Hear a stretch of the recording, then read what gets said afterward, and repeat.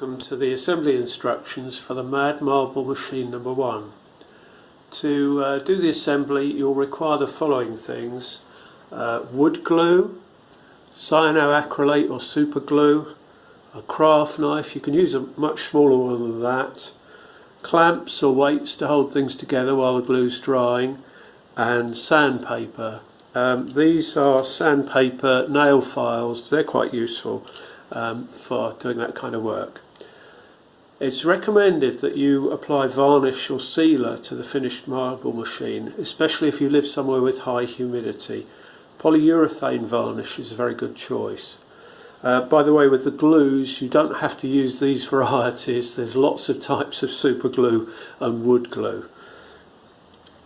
If you manage to drop any of the balls, which will almost certainly happen, don't pick them up with a magnet and don't put them near a magnet, because they can become magnetised and then they stick together and they don't work very well in the marble machine.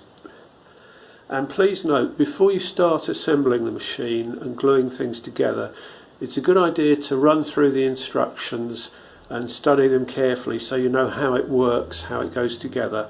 There's nothing worse than gluing something together and then realising you've got it slightly wrong. So study the instructions carefully and work slowly and steadily. Don't try and go too fast. You can dry assemble the lifter frame, which we'll show you in a bit. That is without glue initially, to check how it goes together, and then put it together again with glue. Okay, let's get started.